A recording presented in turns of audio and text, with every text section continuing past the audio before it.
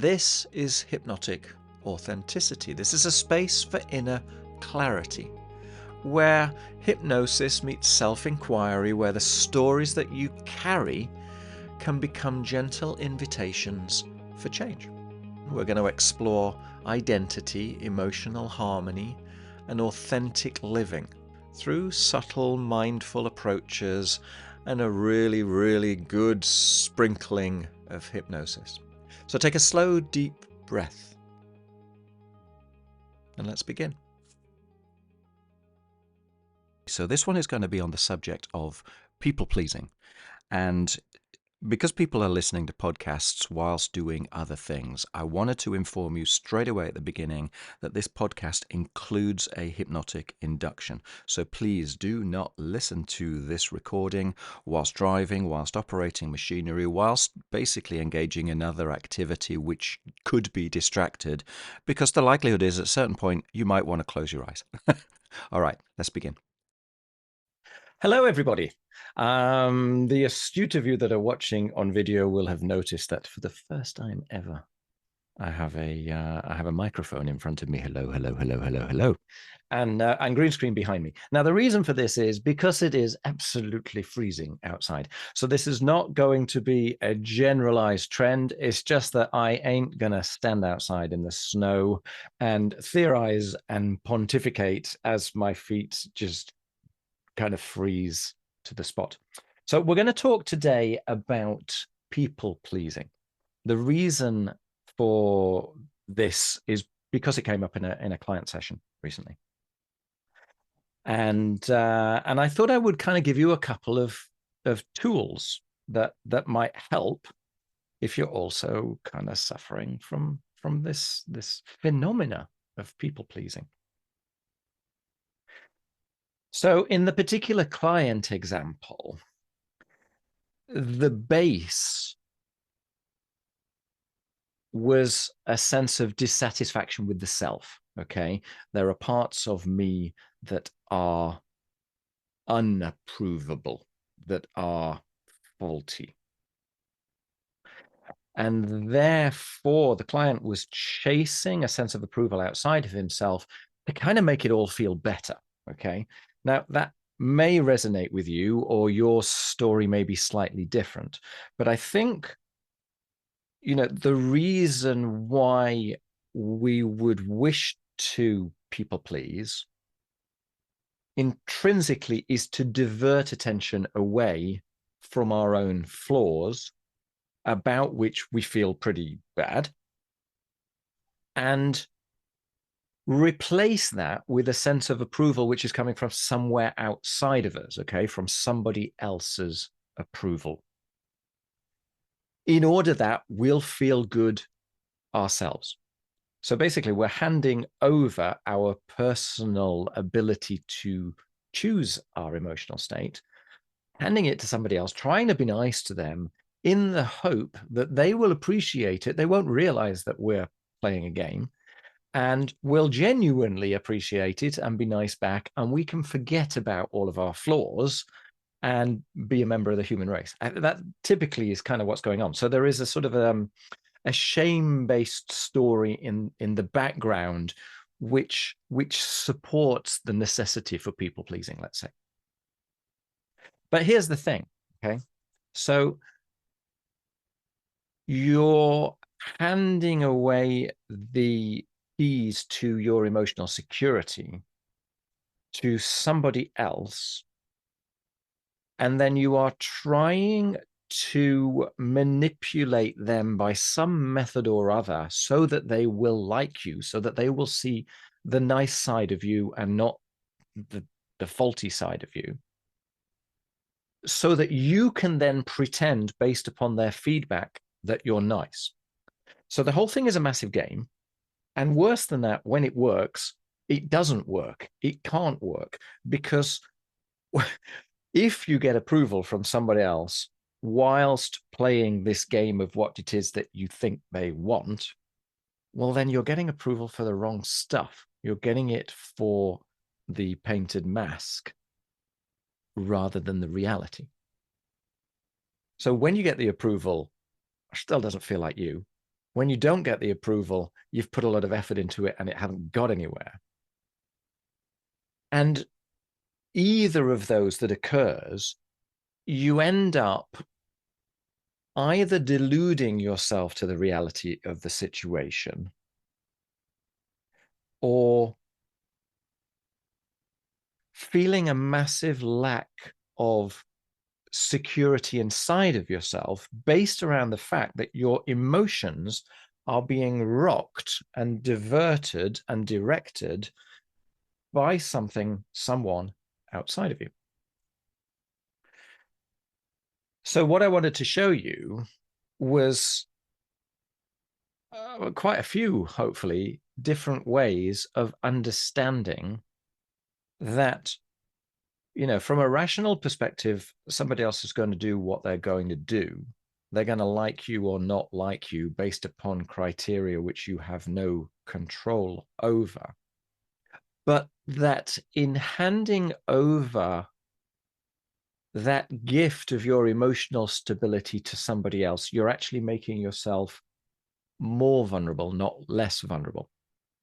And the way to feel more secure is by understanding the mechanisms by which you can emotionally regulate yourself. You can choose your perceptions, okay? You can't choose what's going to occur outside of you. That's going to be whatever it's going to be. But you can choose your response if, rather than reacting, you give yourself a moment and you center your emotions. So there's almost no point in talking about that intellectually, rationally, okay? Because it's an unwinnable war. There's no way to rationalize something that's going on at the back of your mind, in your gut, rather than at the front of your mind. By the time you become consciously aware of these feelings of rejection or disappointment or whatever it may be, it's already there. It's already embodied in your body. So for me, there's very little point in analyzing that from a conscious perspective. Far better to experience ways of manipulating your own emotions, manhandling your own emotions, choosing your own emotions. Now, obviously, that's going to occur within the sort of boundaries of what you think is reasonable, what you think is fair for you. But still, it's a million miles better than doing something in response to the other person who's going to do whatever they're going to do. So what I thought I would show you is one of, if not my favorite hypnotic technique. And this is dead easy, dead easy. And the good thing about this one is that it doesn't even rely upon this kind of absurd relaxation protocol. Okay. Because if you're feeling wired, if you're feeling het up, well, that's not the moment to be, taking deep breaths in and breathing and relaxing and going la di da di da, because you're in a state. So this one I find really universally applicable. So that's why I thought it might be of interest to you. I feel kind of official with this microphone here. So obviously, hazard warning first. Do not follow these instructions whilst driving, whilst operating machinery. Only do so when it is safe and completely appropriate to do so. Find yourself a place where you'll be reasonably self-assured that you won't get disturbed for the next 15, 20 minutes, okay? And let's see where we go with this. The only thing that you need to do is follow my instructions. Have an open mind, okay? Have a sense of curiosity and see where it ends up, right? Because it tends to end up somewhere different from the prior time that you've experienced anything similar to this anyway. So there's no point in bringing too much expectation and judgment to it. If you wish to, imagine that you're going to go to the most amazing, beautiful, ecstatic sense of inner peace, if that pleases you, but that's not necessary. Okay, so with that in mind, it's better that you're sat up. You can even do this stood up. It doesn't really work when you're laying down though, so I would sit up. And what I'd like you to do is just basically point your two index fingers, your first fingers, but not the way I'm pointing them. Point them forward, about sort of, what's that? That's about 10 centimeters apart, about kind of, that's probably about 4 inches apart, I guess, something like that. I don't really work in inches. And just put your two hands out in front of you so that you can see those fingers pointing. If you're sat down, maybe they're kind of just, hovering above your legs. If you're stood, I guess they're going to be at a sort of a height of your belly button. Just a couple of centimeters in front of your stomach so that you can observe what's going on, you can feel it, and you can bring your attention to it without too much effort. And as you observe not one but both fingers, the way to do that, or the way that I do that, is to kind of put my attention somewhere in between the two fingers and then kind of widen my peripheral vision so that I can see both fingers at the same time. And if you're like me, you can already start to feel a sensation of sort of pushing at the tip of the fingers. You might feel the sort of level of pressure that you might expect to have if you were going to press a light switch on a wall.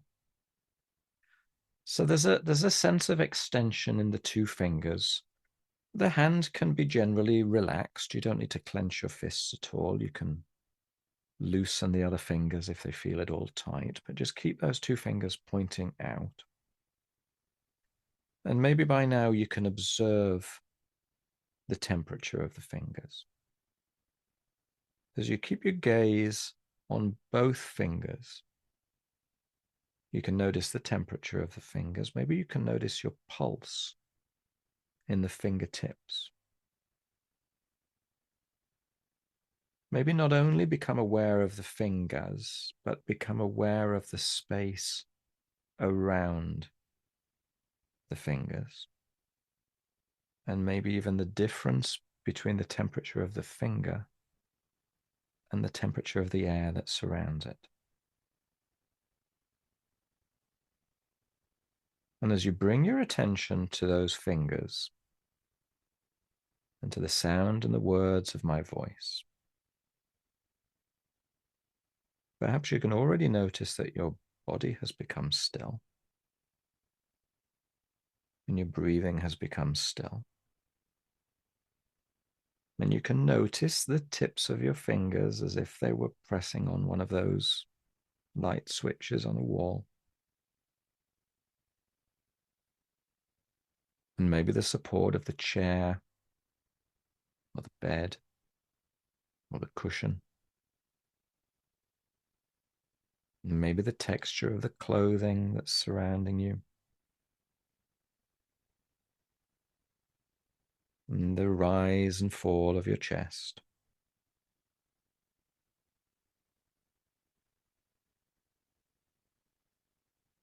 Breathing can be very, very light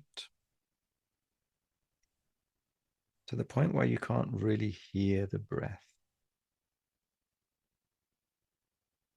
And you can start to notice the space between my words and the space between your thoughts.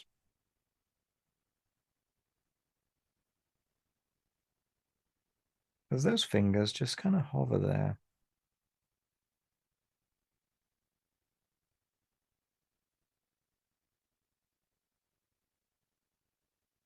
There's a lovely sense of stillness of the body.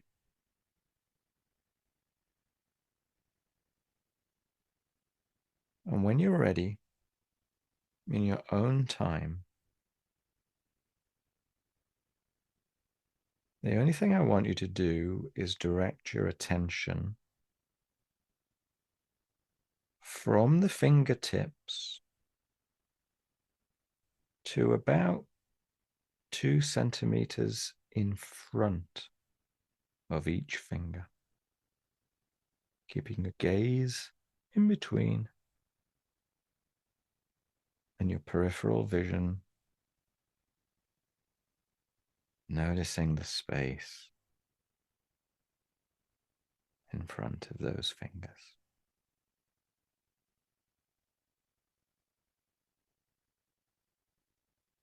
And just how good that feels.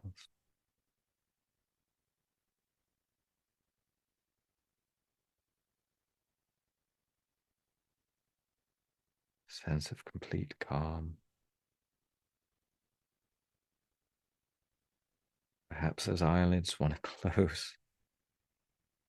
Very heavy eyelids.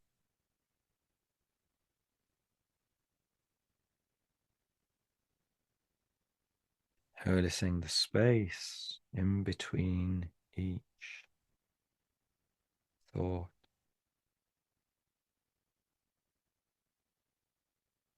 Maybe noticing no thought.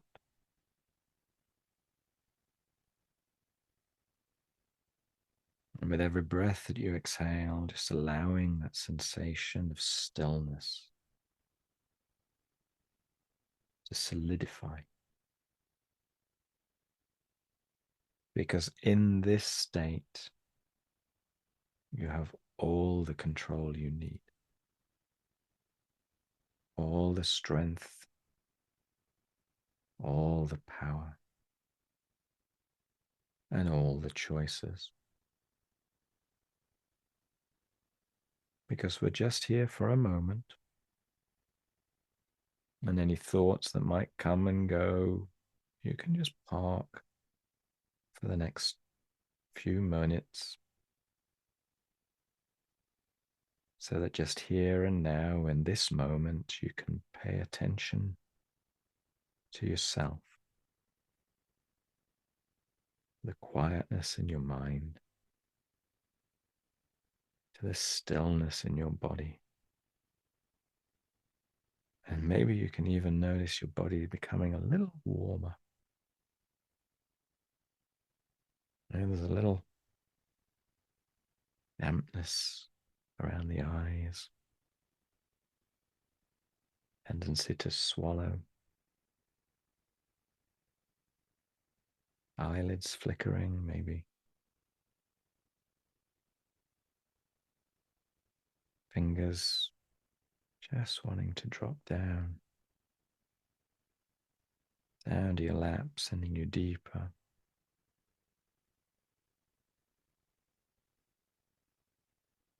In a state of complete calm.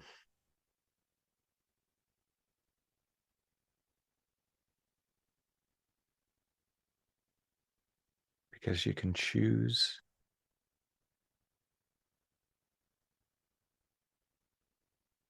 how you feel. You can observe how you feel.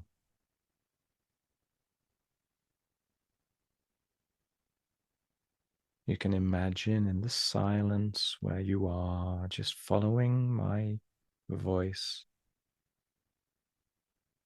following your breath, following the gentle rise and fall of your chest, following the pulse, noticing your body, noticing how still you have become, that you can choose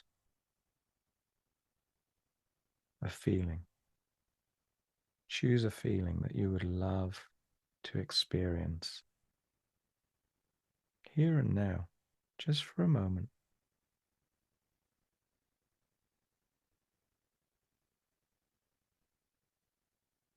Perhaps you can remember a time when you felt just like that.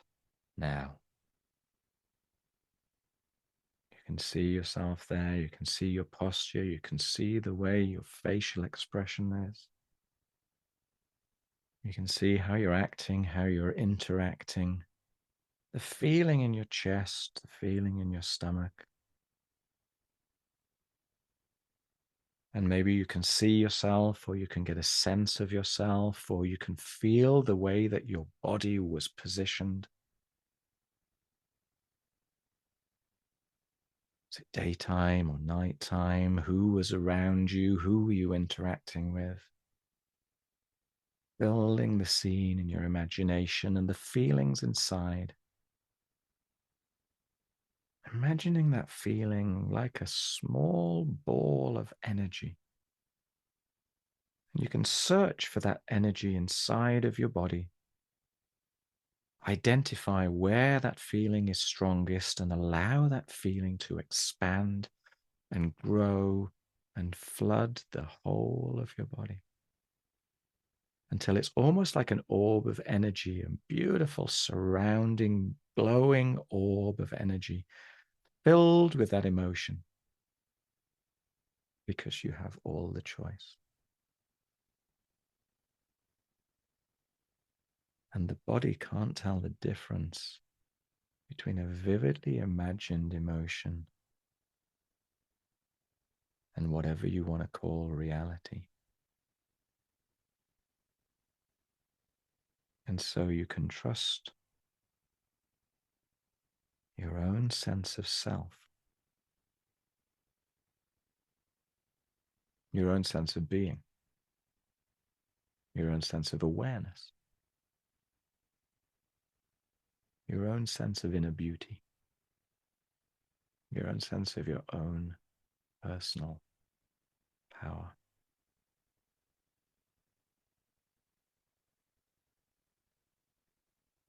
And as you let a breath just exhale from your body, any tension can be released. And you can replace that with a wonderful sense of gratitude, thankfulness for this experience.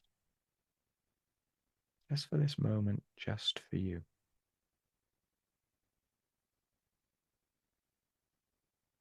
And then when you're ready, you can open your eyes, have a look at your fingers, shake off that sensation if need be. And just evaluate what went on. If you need to, have a good stretch, take in a few deep breaths. But what I want you to do is to notice what you did just by following along with those suggestions. Your body was still, was calm, maybe even a little warm. You became aware of things that normally you don't pay attention to. You were able to control your physiology just with the power of your imagination.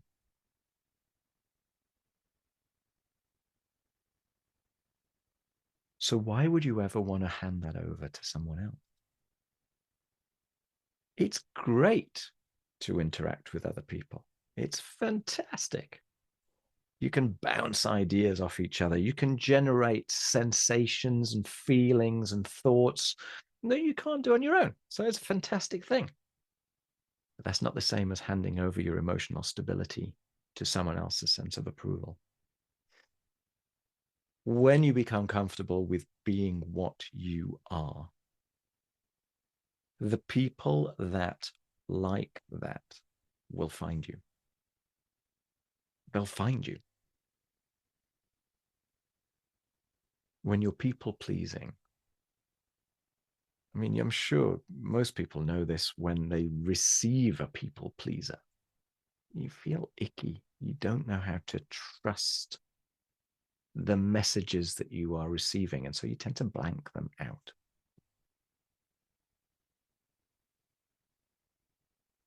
So one of the routes to authenticity, one of the routes to sort of a sense of internal stable credibility is by knowing that whenever you choose to do so, you can shift your emotional state.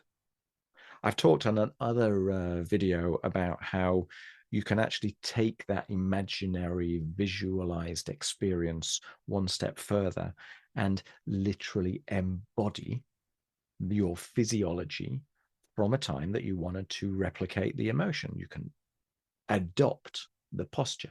Do that for a couple of minutes. It's almost inevitable that the feeling is going to come with the posture. You can also, there's lots of ways you can do this. If you're a visual person, you can imagine yourself in a previous time with this emotion that you wanted on a screen. You can turn up the color on the screen. You can turn the volume up on the screen. You can stretch the screen. You can actually pull the screen up above you and drag it across you and down so that your whole body is filled with it.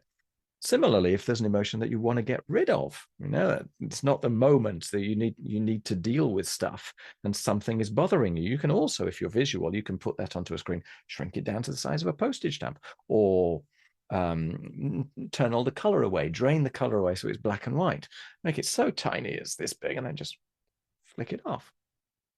There's lots and lots of ways that we can use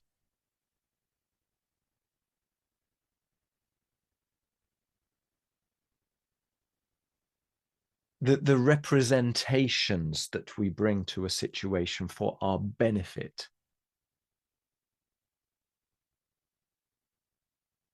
So that we feel more in control. Yeah. I've said a few times before, the way to feel truly in control is by releasing your grip on control. Now, the only way that anyone would sensibly be prepared to release their grip on control is when they know that they can choose to regain it whenever they want to do so. And this is a technique that shows you can regain your sense of control when you choose to. So therefore, the rest of the time you can relax, you can be you.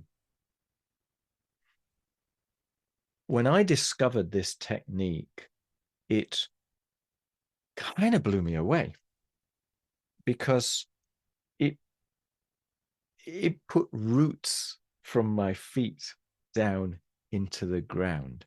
I suddenly felt incredibly stable, incredibly at ease with my own emotional variability. Yeah. So suddenly you also feel more composed at the idea of what comes up can come up. You can explore yourself because you know that you've got that level of control.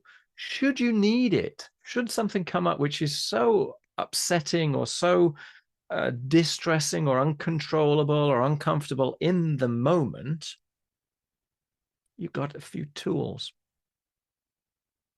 to stabilize yourself. And practice makes perfect for this. So really, if you want, get used to this. There's another way that I talk about it where I say if you can just focus on the space between your eyes. I love this idea of focusing on the gap between my words, the gap between your thoughts. Intrinsically, when you're focusing on the space beyond your fingertips, you're kind of focusing on nothing and kind of focusing on everything. And for me personally, that's just incredibly comforting. I don't know if you watch the video with your eyes open, you'll see that what I led you to do, I did myself. That's one of the ways of sympathetically reverberating with someone, even when you're doing a session through Zoom. It's the most extraordinary thing to experience that transmission of energies between two people, even over a webcam. So I hope that's of interest. give it a try, give it a practice, and keep on practicing, and see how stable you can become. Thank you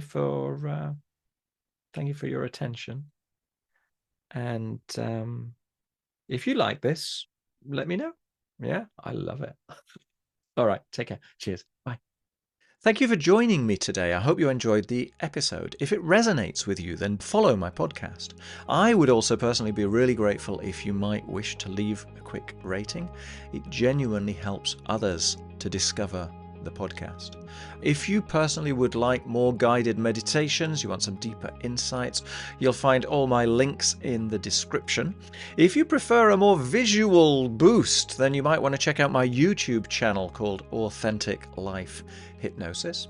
And if you're looking to do some deeper work that goes beyond one-way audio, then obviously you're very welcome to reach out. Equally, if you have any questions, I'm here to help.